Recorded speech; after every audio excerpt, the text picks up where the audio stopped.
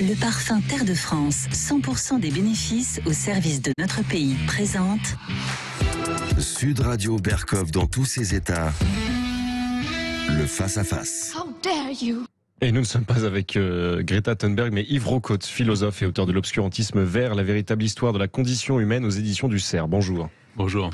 Alors Yves Rocotte, effectivement, agrégé de philosophie, de sciences politiques, professeur d'université, docteur d'État, conférencier épistémologiste et brillant pamphlétaire, aussi essayiste. L'obscurantisme vert, la véritable histoire de la condition humaine. Alors vous allez aller plus loin que Malraux. Malraux en avait fait un roman, vous en faites un essai global aux éditions du Cerf. Et au fond, vous dites quelque chose d'intéressant parce que vous travaillez à front renversé. C'est qu'on a entendu, et on comprend, les écologistes, on a dit le How dare you de Greta Thunberg, mais au-delà de ça, oui, l'homme est en train de tuer la nature, l'homme est en train de tuer la Terre, il faut sauver la Terre, et tout. On entend depuis 50 ans, 60 ans ça, bon, très bien. Et vous vous dites, attention, très bien, mais l'humain, on disait, et Dieu dans tout cela, vous dites, et l'humain dans tout cela, il faut quand même pas jeter les bébés, et les hommes, et les femmes avec l'eau du bain écologiste. Oui, parce qu'en fait, si vous voulez, ce que j'ai essayé de faire, c'est une réponse globale à une idéologie globale. C'est-à-dire qu'en fait, globalement, on a affaire à une vague obscurantiste monstrueuse qui conduit d'abord à une défaite de la pensée, c'est-à-dire qu'en réalité aujourd'hui, on fait comme si la planète était un être vivant, comme si elle existait, il faudrait la sauver. Bon, c'est l'idolâtrie de la planète, donc c'est une défaite de la pensée et on peut expliquer pourquoi tout à l'heure. La deuxième chose, c'est que cette défaite de la pensée est suivie d'une débâcle politique, parce qu'on voit que, par exemple, la gauche, l'extrême gauche, est en train d'être emportée dans cette idolâtrie de la planète, oubliant que ce qui compte, c'est l'humanité, et que si c'est l'humanité qui compte, c'est qu'il y a de bonnes raisons à ça, et c'est qu'il faut effectivement sauver l'humanité. Je vais peut-être en parler dans 2 secondes. Et puis la troisième chose, c'est que c'est une débâcle morale, c'est une débâcle, une dépression morale. On voit par exemple que la jeunesse qui, il y a encore quelques années, rêvait des lendemains qui chantent, qui croyait au progrès, qui croyait aux sciences, aux techniques, etc. Elle est dépressive, elle pense qu'il faut faire des marches pour sauver la planète, et pense que la planète va brûler, que son existence est en cause. Bref, on est en face de ces 3D, donc ce que j'appelle ça, moi, les 3D, la défaite de la pensée, la débâcle politique, la dépression morale. Alors moi, je les appelle souvent les petits bonhommes verts. Pourquoi je les appelle les petits bonhommes verts? Parce qu'à l'évidence, ces écologistes-là, vous allez voir que moi je suis un écologiste, mais je n'ai rien à voir avec ce monde-là. Ces écologistes-là, ils parlent d'une planète qui n'est pas la nôtre. Tout simplement. Ils parlent d'une espèce humaine, imaginaire, oui, que j'ai jamais rencontrée. Je sais pas où ils l'ont rencontrée, donc ils viennent probablement d'ailleurs, mais en tout cas pas de notre planète. Sur notre planète bleue, qui n'est pas verte, qui est bleue, sur notre planète bleue, la situation, la condition humaine est malheureusement pas celle d'une harmonie avec la nature. Parce que l'harmonie de la nature, ça n'existe pas. Ça n'a jamais existé.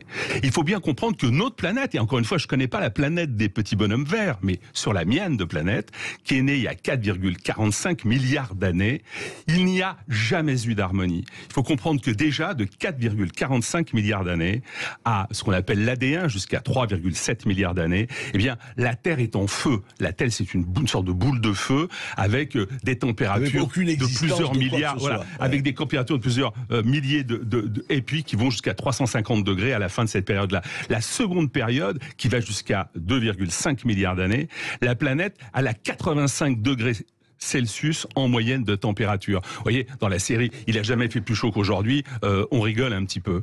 Dans la période qui suit après, et c'est très important pour nous de le comprendre, dans la période qui suit après, on voit naître des premiers organismes vivants. Et cette période-là, pour aller très vite, on a tendance à considérer qu'elle va jusqu'à 545 millions d'années. Donc de 2,5 millions à 545 millions d'années. Cette période-là, elle est très intéressante pour nous. Pourquoi? Parce que la planète montre son vrai visage, j'ai envie de dire, si on peut parler ainsi, d'un amas de terre. Je rappelle que c'est un amas de molécules et c'est un amas de terre. C'est que nous avons des séries de glaciations d'extinction et de réchauffement. La planète, elle est tantôt serre, tantôt glaciaire. La planète, c'est tout simplement un univers qui est constamment en bouleversement, dans lequel la vie est très difficile. Songez simplement que durant cette troisième période dont je viens de parler, on a 3 périodes de ce qu'on appelle de terre-neige, de terre complètement glacée. Toute la planète est une boule de neige, et il y a 99% des espèces vivantes qui sont là, qui sont exterminées sur la planète. 99%. Ça, c'est jusqu'à quand, là, alors, à peu près. Donc, cette période-là, donc, on va dire que globalement, elle va s'arrêter vers 500, on va passer maintenant à la 4e période, vers 545 millions d'années. Alors, pour que les gens comprennent bien, et les jeunes en particulier, qui sont dans la dépression, comprennent bien la situation des vivants sur cette planète, je vais vous faire une sorte de petit récapitulatif, mais rapide. Allez-y. En moins 440 millions, 86% des espèces vivantes sont exterminées. Il y a un grand âge glaciaire. En moins 375 millions, 75% des vivants sont exterminés, avec la croissance des algues, etc. En moins 359 millions, il y a un réchauffement qui est dû aux éruptions volcaniques, qui est dû aussi à des explosions, qui vont détruire la couche d'ozone. On a 70% de la vie humaine qui est exterminée. En moins 259 de la vie des vivants. Les humains, et je précise que les humains, justement, il n'y en a toujours pas. Ils n'ont toujours pas construit. Il faut rappeler qu'il n'y a pas d'humains. Oui, il n'y a toujours pas d'humains. Donc, ils ne sont pas responsables de tous ces trucs-là. En moins 259 millions, il y a 75% des espèces terrestres et 90% des espèces marines qui sont exterminées. Le plus beau, je trouve, c'est en moins 250 millions. Pourquoi ? Parce que là, on a la convergence des rayonnements solaires, des volcans, de quantité de phénomènes, et on a un phénomène qu'on appelle la grande mort. Parce que 96% des espèces vivantes sont exterminées. On appelle ça la grande mort. Sur cette planète Terre, sur notre planète Terre. Oui, c'est pour ça que je vous dis, je ne sais pas de quoi parlent les écologistes verts. Moi, je parle de la mienne, si vous voulez. Avançons dans l'histoire. Alors, moins 200 millions, 80% c'est exterminé. Alors, moins 66 millions, je m'arrête un peu parce que c'est la fameuse période des dinosaures. À cette période-là, pour la petite histoire, il fait 30 degrés en moyenne. Ça va jusqu'à 36 degrés. Le Groenland est vert. C'est pour ça d'ailleurs que les dinosaures vont brouter leur herbe. Pour ceux qui sont herbivores, les autres se font bouffer, évidemment. Les herbivores vont se faire bouffer aussi par les carnivores. Qu'importe. C'est une période, évidemment, là encore, d'extermination massive. 76% des espèces, 56 millions, voilà. Maintenant, on va arriver aux humains. Les humains arrivent. Alors, les humains arrivent, on se dit, bon... Ils arrivent quand, vers quand ? Les hominines, les premiers hominines arrivent il y a 7 millions d'années. C'est ça. 7 millions d'années, donc très très tardivement. Alors on se dit, super, voilà les coupables qui arrivent. Bon, d'accord, mais enfin, vous voyez, les coupables, ils sont coupables rétroactivement. Alors là, il se passe un phénomène sympa, parce qu'en fait, les humains arrivent. Il faut bien comprendre, c'est que depuis le début, il a toujours fait plus chaud qu'aujourd'hui, sauf durant les périodes de glaciation. Alors quand les humains arrivent, on se dit, enfin, ça y est, ça va changer. Non, pas du tout. Ils arrivent, tout de suite, il fait plus de 7 à 10 degrés supérieur à aujourd'hui. Les humains arrivent, et alors, comme la planète a continué à être le serial killer qu'on connaît, c'est-à-dire avoir un rôle important dans l'histoire, eh bien, elle tue, elle détruit, bien entendu parce qu'on a une période chaude suivie du refroidissement, songez qu'il y a la banquise qui va jusqu'à l'Armorique, en moins 5,96 millions. Donc là, les humains commencent à se développer. Moins 6 millions d'années. Oui. Voilà, moins 6 millions. Il y a ce qu'on appelle la crise messénienne. Alors c'est génial parce que c'est un réchauffement violent qui fait passer la planète en moyenne de 19 degrés à 27 degrés en surface. Songez qu'aujourd'hui, la surface est de 13,7 degrés en moyenne. Donc là, on va à 27 degrés en surface. Je précise, il n'y a pas de charbon, il n'y a pas de pétrole, il y en a en fait, mais on ne sait pas les exploiter, il n'y a pas d'industrie, il n'y a pas de ville et tout ça. Bien, 630 000 années de chaleur à ce niveau-là. Si vous voulez, c'est que dalle, évidemment. Oui, et les petits bonhommes verts, ils ne connaissent pas ce genre de truc. Oui. C'est pour ça que je vous dis que je passe très très vite, et je vais arriver simplement pour vous dire que on va arriver à la naissance de ces espèces qu'on appelle le genre Homo. Le genre Homo dont nous sommes issus. Mais avant, simplement, pour vous dire ce qui s'est passé, c'est que les fameux hominines qui sont nés il y a 7 millions d'années, ils ont tous disparu. Ils ont tous été exterminés. Pour dire les choses en face, clairement, entre moins 7 millions d'années et 3,3 millions d'années, c'est-à-dire le paléolithique. 4 millions d'années quand même. Il n'y a que 18 000 à 100 000 survivants. Tellement la planète est généreuse, gentille, tellement il y a d'harmonie sur la planète. Et ensuite, qu'est-ce qui se passe? Alors, je passe sur le fait que il y a 3,3 millions d'années. Il y a quantité d'espèces qui apparaissent. Je vais pas le détail. Elles sont toutes exterminées. J'en viens à mes espèces du genre Homo. Le genre Homo, il y a 22 espèces du genre Homo. 22 espèces. 21 seront exterminées sur la planète. 21 sur 22. L'harmonie sur la planète toujours. Et laquelle survit alors? Ah bah, c'est la nôtre, qu'on appelle entre guillemets Homo sapiens, qui mériterait plus d'être appelé Homo moderne. Mais enfin, ce serait une autre discussion.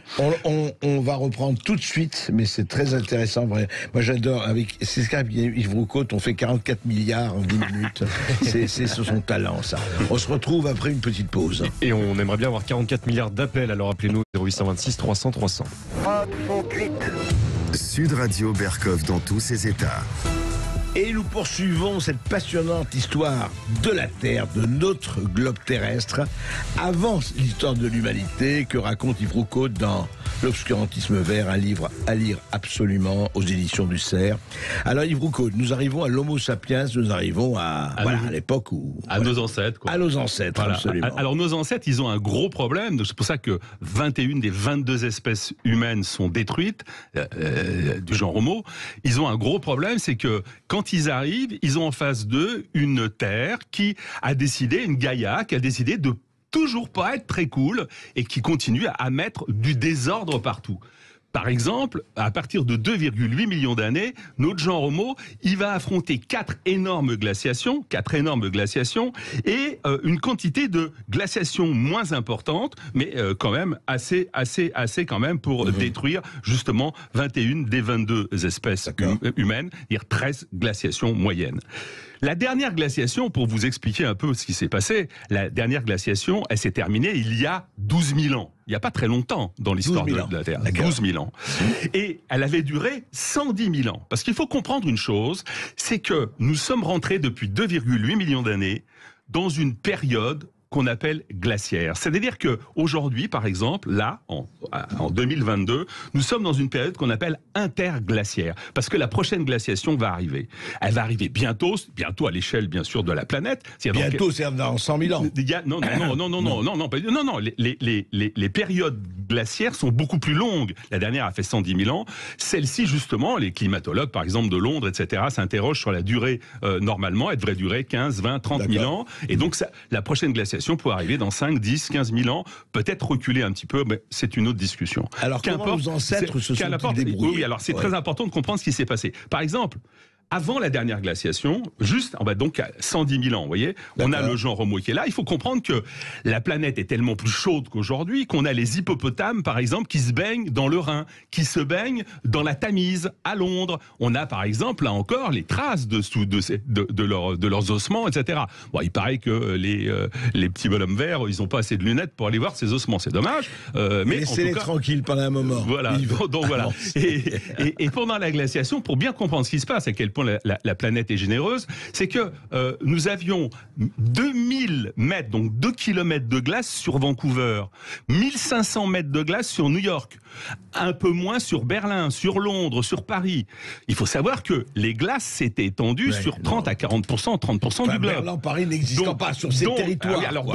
Quand l'humanité, d'ailleurs c'est comme ça que sont morts un certain nombre comme l'homme du Néandertal est mort à ce moment-là, dans cette dernière glaciation. Donc a survécu une partie de ce genre Homo, qu'on appelle donc parfois l'Homo sapiens. En vérité, 400 à 500 000 personnes seulement, avec une espérance de vie de 20 ans en moyenne. Donc si vous voulez, on peut dire qu'ils sont quand même pas très bien barrés dans la vie. Et pourtant, ils vont faire des choses merveilleuses. Mais ils ont tout de suite une difficulté, c'est que il y a moins donc 12 000 ans, il y a des suites. Ça continue, la planète continue à faire des réchauffements, des glaciations, et bien entendu, parce que j'en ai pas encore parlé, mais on aura l'occasion d'en parler, la planète elle continue à présenter des volcans, des séismes, des inondations, des cyclones, ce qui est fait depuis 2,5 milliards d'années. Et donc, de 9000 à moins 5000 ans, on a des températures qui sont supérieures de 2 à 3% en Alaska, donc en général. Et puis, on a un Sahara vert, on a qui va arriver vers... On a, si vous voulez, je ne vais pas rentrer dans les détails, mais des variations climatiques extrêmement importantes. En moins 2000, on a une sécheresse monstrueuse qui va détruire le plus bel empire qui a été fait. C'est l'empire Sumer, qui est devenu l'empire d'Akkad. C'est eux qui ont inventé l'écriture, etc. Ils ont été détruits, balayés par la sécheresse pour une énorme montée des chaleurs, beaucoup plus importante évidemment qu'aujourd'hui.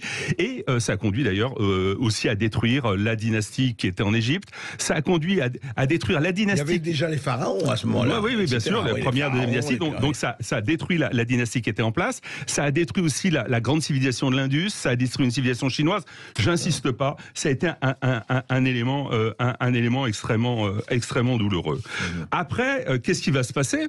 Eh bien, ça va continuer, si vous voulez. L'harmonie, on ne sait pas où elle est. Sur notre planète, elle n'existe pas. Je vais vous donner un dernier exemple, parce qu'on va pas rester 2 heures là-dessus, mais il faut quand même bien comprendre quelle est la situation de l'humanité, la condition humaine.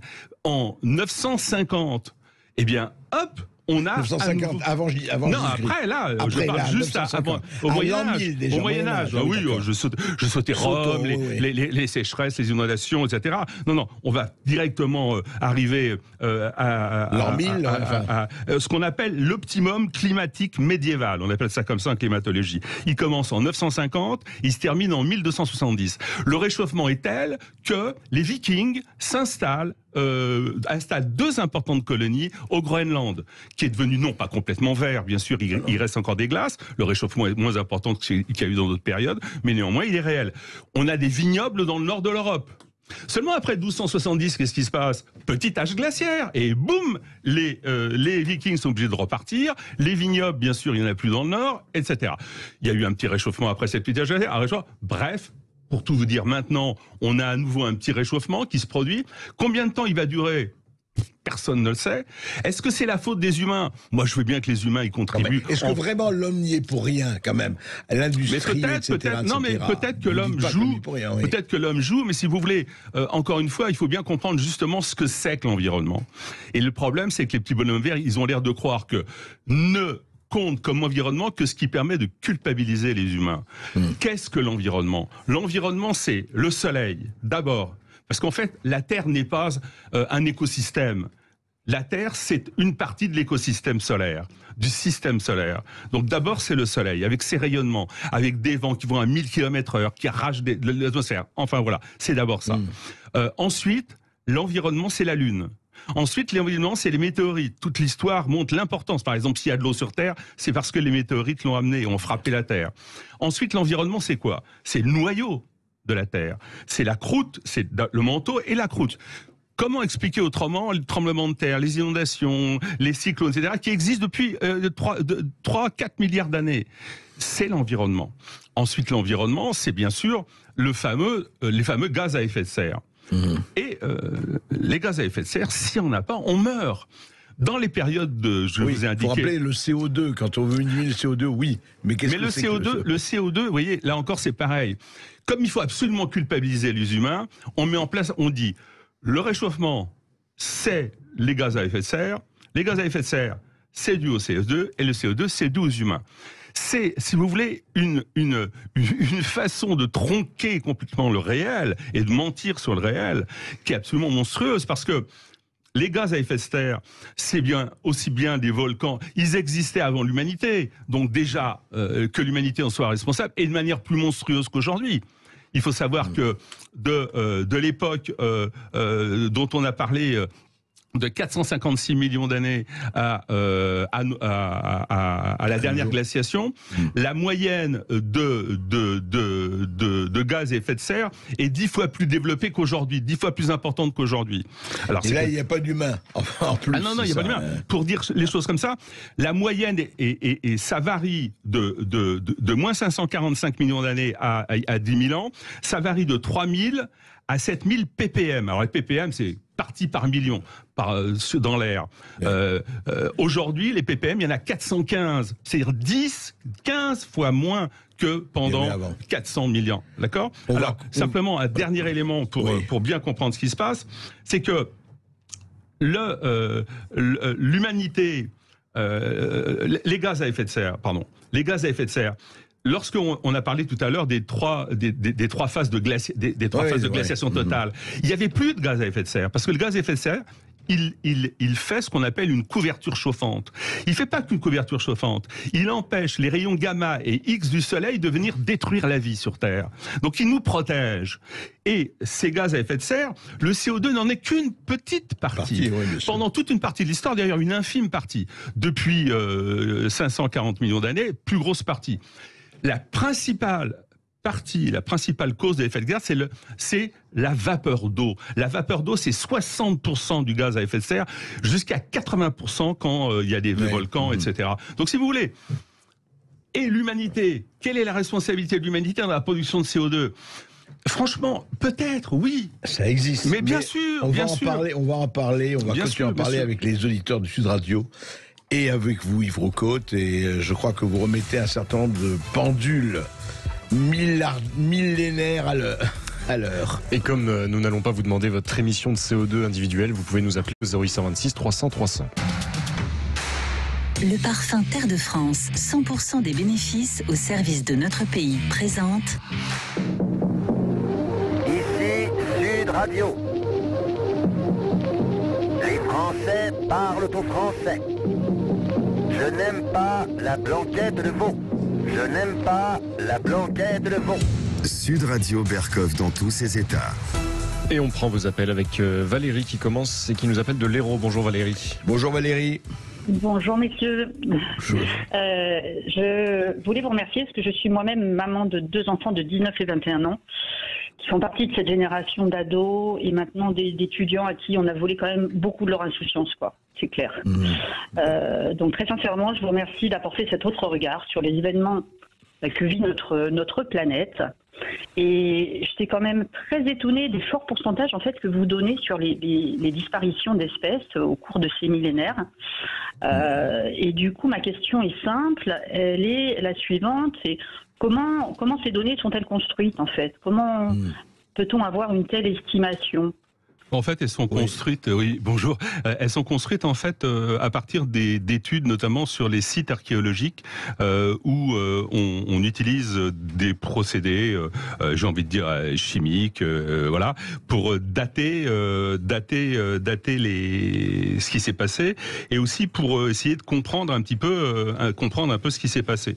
Par exemple, on a découvert par exemple dans un site le fameux ossement de Salam, c'est un bébé en fait, qui est mort il y a 3,3 millions d'années et mais un bébé quoi, un hominine, un bébé, il est mort. C'est pas animal, il n'y avait pas de mini. Non, c'est un humain qui est mort, un hominine. En fait, c'est plus que c'était un humain en fait, puisque et Salam est mort d'une inondation, par exemple, dans la série. Voilà, l'humanité n'est pas responsable forcément de l'inondation. Il en est mort. En tout cas, c'est pas une industrialisation.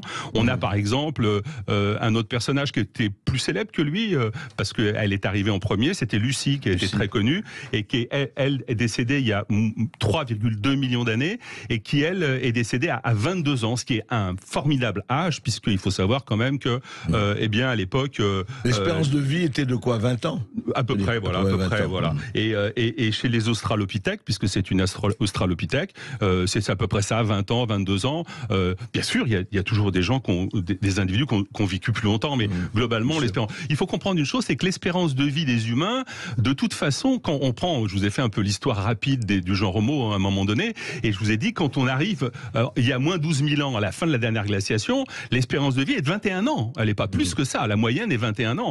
Même plus tard, jusqu'à moins 4 000, elle est encore de 21, 22 ans.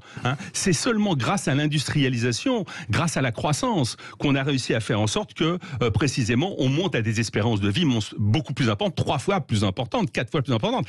Et j'insiste là-dessus, l'espérance de vie est beaucoup plus importante dans les pays développés, qui ont fait l'industrialisation, qui ont utilisé le pétrole, etc. C'est un fait que les pays comme le Bénin, par exemple, ou la République centrafricaine, où l'espérance de vie est 20 à 25 ans inférieure à celle du Japon ou des États-Unis ou la nôtre. Donc il faut bien comprendre une chose, c'est que nous avons, voilà, donc je réponds à notre ami, nous avons les moyens scientifiques de mesurer assez précisément non seulement de dater, mais aussi de quoi ils sont morts. Par exemple, c'est comme ça qu'on a découvert qu'il y avait des cancers, par exemple du cerveau, des cancers des os au Paléolithique. C'est comme ça qu'on a découvert que des humains sont morts de la syphilis, qu'ils sont morts de la lèpre, qu'ils étaient atteints de lèpre, etc., qu'ils étaient atteints de maladies dégénératives.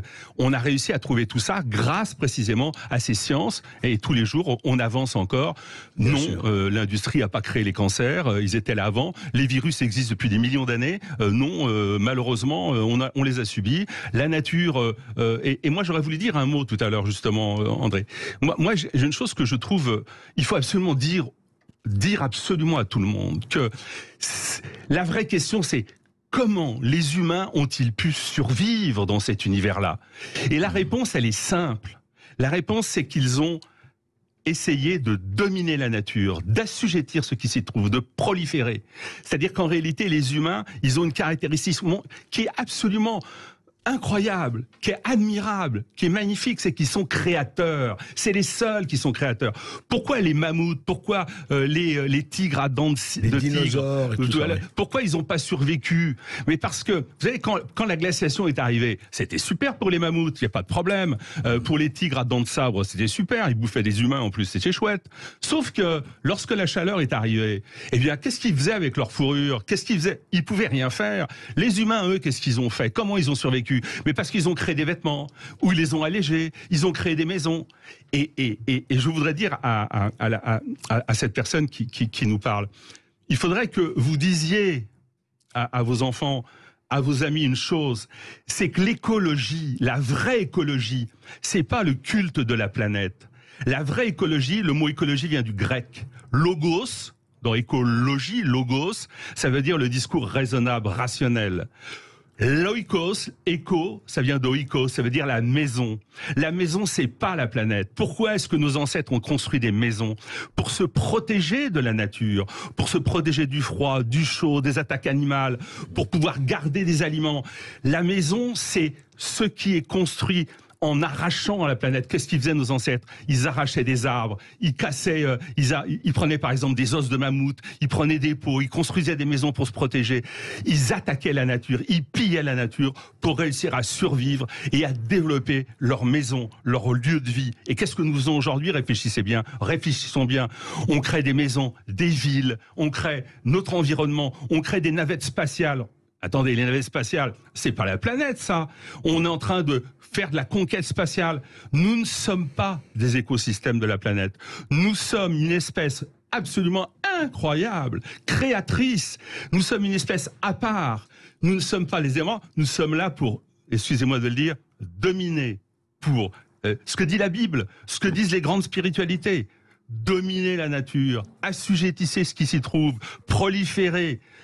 Essayez de vous libérer, de libérer votre créativité. C'est ça l'avenir de l'humanité. C'est ça que j'écris dans le livre. Et c'est ça que j'appelle un vrai militant, au bon sens du terme, Yves Roucaute. Merci Valérie pour votre appel. Nous sommes avec Bruno qui nous appelle d'Igny en Essonne. Bonjour Bruno.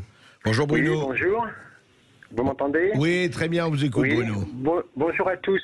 Alors je voulais juste intervenir pour dire qu'on ne peut pas non plus réduire l'écologie à la climatologie. C'est pas parce que on essuie des revers du climat qu'il faut en rajouter. Alors simplement, par exemple, la destruction des terres arables avec les engrais chimiques, c'est quand même la terre qui nous nourrit. Donc c'est des choses toutes simples. La bétonisation de la terre qui fait que la terre ne boit plus l'eau, ça provoque des inondations parce que tout afflue du même côté, etc. Il y a quand même la pollution de l'eau, les nappes phréatiques, etc. Et l'eau, c'est l'eau qu'on boit. Personne n'a envie de boire de l'eau polluée. Et donc il ne faut pas en rajouter. Moi, je veux bien qu'il y ait des aléas du climat, mais voilà, là, à notre époque, on n'est plus à des millions d'années dans ce qu'on vit. Qu'est-ce qu'on peut faire pour pas détruire justement cet environnement qui nous nourrit et qui nous fait vivre, tout simplement. La forêt amazonienne, etc. Il y a plein d'exemples. Oui, voilà. ce sont de vraies questions, ça, effectivement. Alors c'est vrai que ce que vous décrivez, et c'est très bien de remettre l'environnement au sens historique et climatique du terme, Yves Roucaute, mais qu'est-ce que vous dites? C'est vrai, ça ne peut pas ne pas le signaler. La pollution des mers, le plastique, la déforestation, etc., etc. Ce sont de vrais problèmes aussi, sans parler des pesticides et autres. Oui, alors, il faut distinguer deux choses. La nature ne donne rien. Il faut clairement le dire. Même nos ancêtres ils donnent l'eau propre. Non, la nature ne donne... Même nos ancêtres du Paléolithique, par exemple, cueillir... Si vous restez en bas d'un pommier, la pomme ne tombe pas dans votre main. Il faut aller la cueillir, il faut aller la prendre. Les poissons, dans l'eau, il faut aller les chercher. Les animaux, il faut aller les chasser. Nos ancêtres n'étaient pas simplement... Nos ancêtres n'étaient pas simplement cueilleurs, d'ailleurs. Ils étaient aussi charognards. Ils allaient bouffer les charognes aussi. Ils étaient bien obligés parce qu'il fallait qu'ils survivent. Alors ça, c'est le premier élément. Il a raison, notre ami. Il a totalement raison.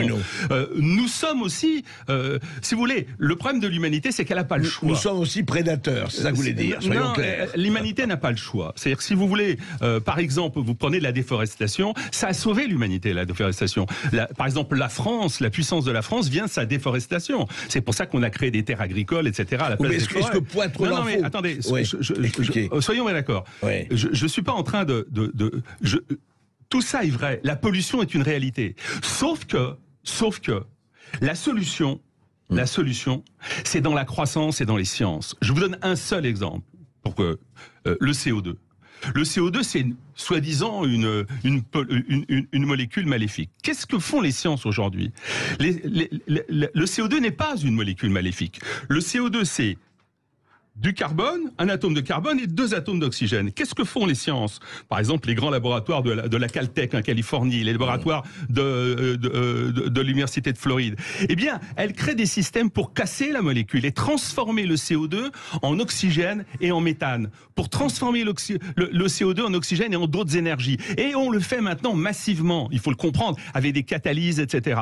Donc, vous voyez, on a créé, je suis d'accord, on crée des problèmes, sauf que la solution des problèmes, c'est pas de revenir en arrière. C'est pour ça que moi je suis pour l'écologie positive, pas punitive. Moi je suis pour l'écologie du côté des sciences, des technologies. Je vous donne un deuxième exemple. L'énergie, elle est inépuisable, l'énergie. On n'arrête pas de nous vendre l'idée que l'énergie est finie, etc. Elle est inépuisable. Pourquoi? Parce que en réalité, nous le savons. Moi je suis un élève de Max Planck, l'inventeur de la théorie des quantas. La vérité, c'est que nous savons que tout est énergie. Tout est des quarks et leptons. Et le seul problème, c'est comment la prendre. Et nous avons une science géniale, une technologie. La fusion, on parle de la fusion. Nous avons une technologie fantastique, ça s'appelle les nanotechnologies.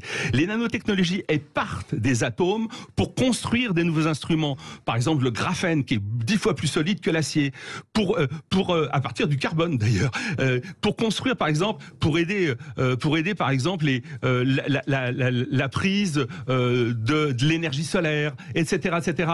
Donc, pour dépolluer les océans. Etc. Donc, si vous voulez, oui, il a raison. Oui, vous voulez dire, il y a la pollution, il y a tout cela, mais on les combattra avec les armes de la technologie. Je vais être encore plus dur que ça.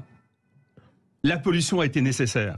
Parce que l'humanité n'aurait pas pu vivre sans le charbon, sans le pétrole, sans la déforestation. Elle serait morte. Oui, mais maintenant, on n'est plus là. Et voilà, exactement. C'est ça. Non, mais attendez. Maintenant, on est passé à un autre stade encore. C'est-à-dire où les sciences vont pouvoir régler les problèmes que nous produisons. Mais n'oubliez pas l'immense progrès que nous avons fait. N'oubliez pas que, par exemple, la famine a été quasiment abolie sur tout le globe. Ah, il y a encore de la malnutrition sur 9%. Mais il y a encore 40 ans, c'était 40% de malnutrition. Maintenant, c'est 9%. Le niveau de vie des humains est passé de 1,9 $ pour 40% de la population il y a 20 ans. Aujourd'hui, à 10 fois plus, 20 fois plus. Ce que je voudrais vous dire, c'est que il a raison. Nous devons toujours avoir un souci, mais c'est pas de préserver la planète notre souci. Notre souci, c'est de préserver l'humanité. Parce que moi, les modes de terre, je m'en bats l'œil, très franchement. Moi, ce qui m'intéresse, je combats les pollutions parce que les pollutions, c'est mauvais pour l'humanité. C'est ça qui m'intéresse. C'est l'humanité qui est votre souci principal. Moi, c'est mon seul souci. Et vous n'êtes pas le seul. Et d'où le sous-titre de votre livre, La véritable histoire de la condition humaine. Vous continuez à nous appeler au 0826 300 300. Ici Sud Radio. Les Français parlent au français. Les carottes sont cuites. Les carottes sont cuites. Sud Radio Berkov dans tous ses états.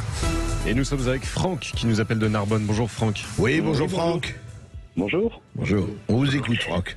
Alors, comme je disais à votre collaborateur qui m'a pris au téléphone, je suis commercial sur la région de Narbonne.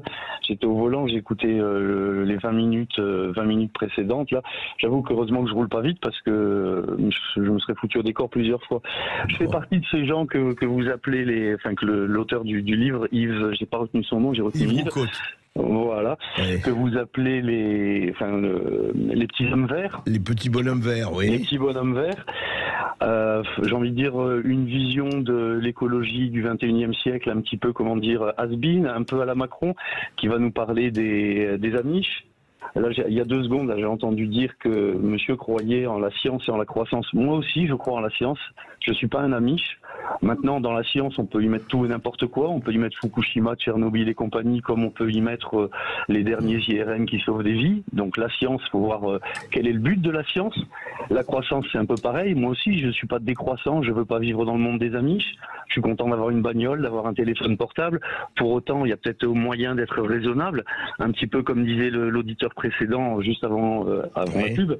J'ai entendu dire qu'effectivement, la pollution, enfin tout ce qui nous tombe sur la gueule, les rapports du GIEC, on peut quand même pas le mettre ça sur le côté. Donc après, croire en la croissance, la croissance, je creuse un trou, je le rebouche, ça y est, j'ai créé de la croissance, on a augmenté le PIB de la France, c'est super. Non.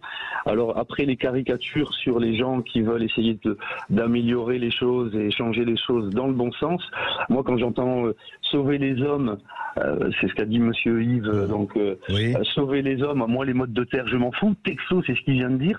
Moi je pense que les hommes ont l'humanité en tant qu'espèce, on va dire un petit peu plus intelligente que le singe moyen ou la fourmi moyenne, a une responsabilité de maintenir un environnement viable pour l'humanité, mais pour les êtres vivants, pour les arbres, de façon à laisser un monde. Alors je ne nie pas que à l'échelle des millions d'années, des millénaires, des milliards d'années, effectivement la Terre elle n'a pas toujours été sympa avec les animaux et les hommes, mais enfin charge à nous quand même de rendre un monde viable, je dis pas pour dans 15 générations, ne serait-ce que pour la génération de nos gamins.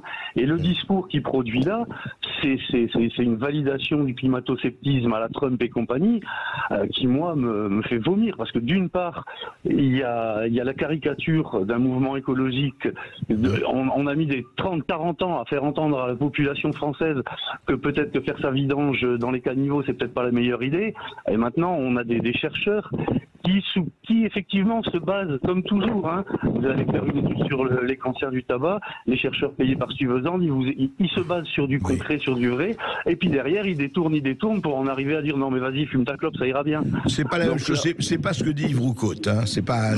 moi, quand j'entends dire, moi je crois en la croissance du monde libéral capitalisme, elle nous mène droit dans le mur. Le GIEC le dit.